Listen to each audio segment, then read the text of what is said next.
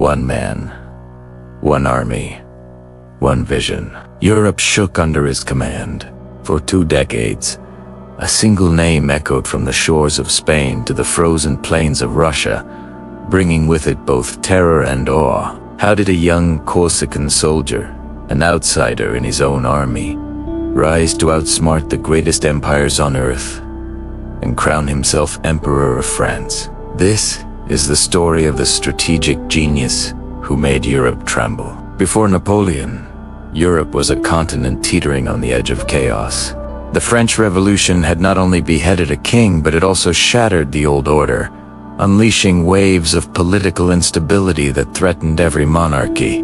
Fearful of the revolutionary contagion, the great powers of Austria, Prussia, and Russia formed coalitions, their primary goal being to crush France and restore the old ways. Their armies, however, were relics of a bygone era, led by aristocrats who inherited their ranks. These forces moved with the rigid, predictable slowness of a chessboard game. They fought according to gentlemanly rules, avoiding battles in winter and adhering to outdated tactics. In this fractured and stagnant landscape, France itself was broken. Its military was in disarray, its government was corrupt, and its people were desperate for a savior. It was into this power vacuum that a young, ambitious artillery officer stepped forward. Europe, mired in its ancient traditions, was completely unprepared for the new kind of warfare he was about to unleash. Napoleon's military doctrine was revolutionary because it was deceptively simple. He discarded the rule book and focused on principles that could adapt to any situation. First and foremost was his obsession with speed. While other armies lumbered across the continent, Napoleon's Grande Armée moved at lightning pace. He mastered the art of the forced march, pushing his soldiers to cover astonishing distances in record time, often through terrain others considered impassable. This mobility allowed him to achieve the ultimate weapon: surprise. Enemies who expected him to be weeks away would suddenly find his army on their flank, turning their carefully laid plans into chaos before a single shot was fired. His second key principle was the strategy of the central position. Facing coalitions that vastly outnumbered him, Napoleon knew he could never win ahead in battle against their combined forces. So, he refused to fight them together. Using his army's superior speed, he would place his forces between 2 or more enemy armies, effectively splitting them. He would then use a portion of his army to pin one enemy in place, while concentrating the bulk of his forces to annihilate the other. Once the first was defeated, he would rapidly turn his full might against the second. It was a classic case of divide and conquer, executed with surgical precision on a continental scale. This led directly to his third principle: the concentration of force. Napoleon famously said, "God is on the side with the bigger battalions." But he amended this by concentrating his power at the decisive point. He would identify the enemy's weakest link, a poorly defended flank, a thin center, and hammer it with overwhelming force. At the Battle of Austerlitz, for example, he deliberately weakened his own right flank to lure the Russo-Austrian army into a trap. Once they committed, he unleashed a massive hidden reserve corps to smash their overextended center, shattering their army in a single, devastating blow. None of this would have been possible without his mastery of artillery. A former artillery officer himself, Napoleon treated his cannons not as static defensive weapons, but as mobile, offensive instruments of destruction.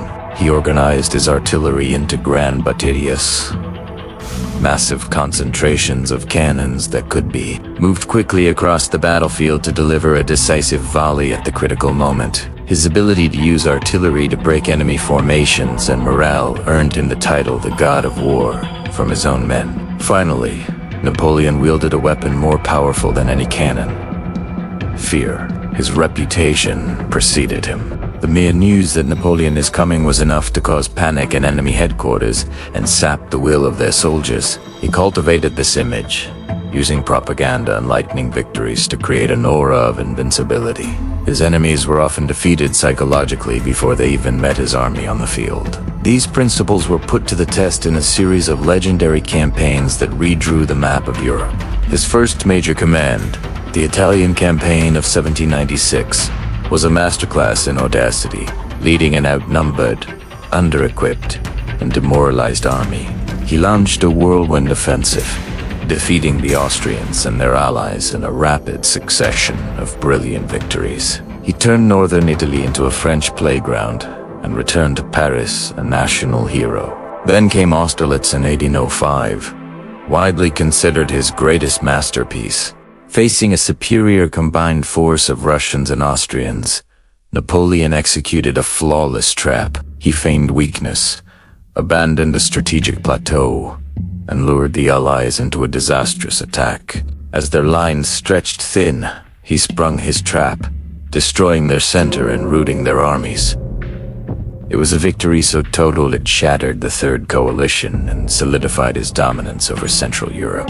A year later, in 1806, he turned his attention to Prussia, a kingdom that prided itself on its military heritage. The Prussian army, confident in its legacy, was annihilated in just a few weeks.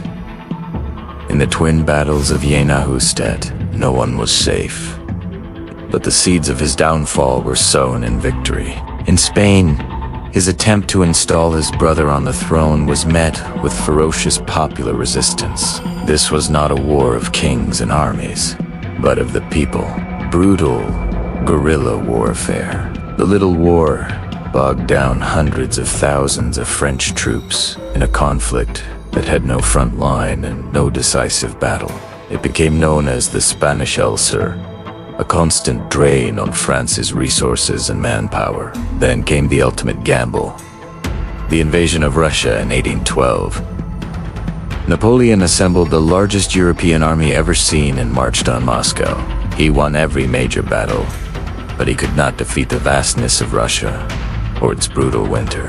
The Russians simply retreated, scorching the earth and denying him the decisive victory he craved. The Grande Armée, victorious in battle, was ultimately destroyed not by enemy soldiers, but by starvation, logistics, and the unforgiving cold. The retreat from Moscow was a catastrophe from which he would never fully recover. So, why did his system work so brilliantly for so long? Napoleon didn't just invent new tactics. He forged a new kind of army.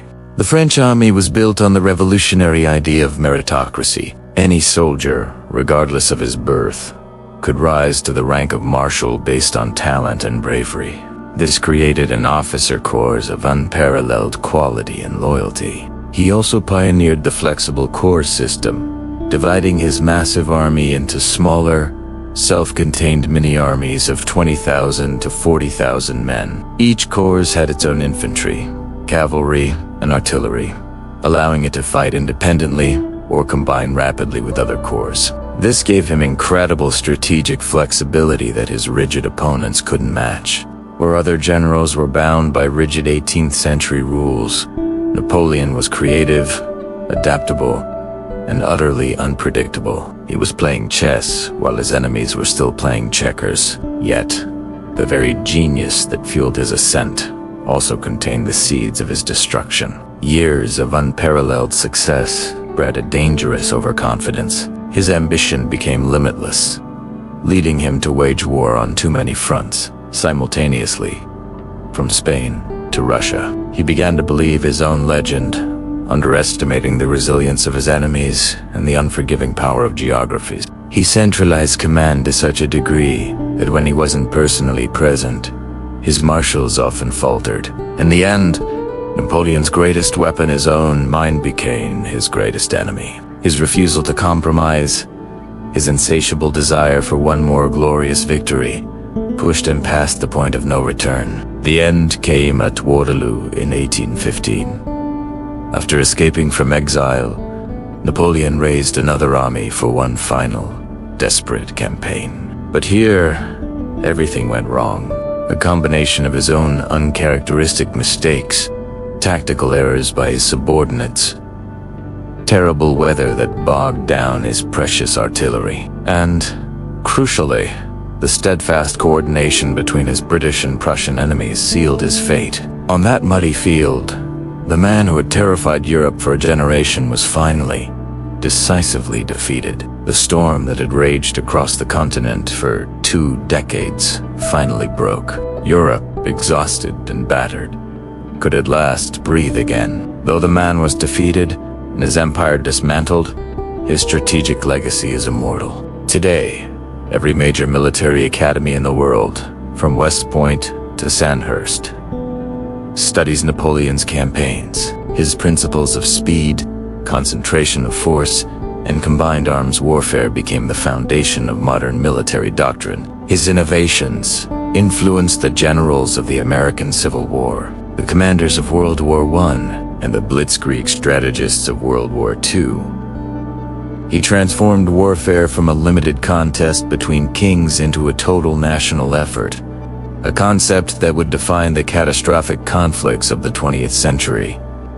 Empires fall, strategies live forever. If you want more stories of the strategies and leaders that shaped our world, subscribe to our channel for more deep dives into military history. And get ready, because next time we'll be on the battlefield for the one clash that ended his dream for good. Waterloo.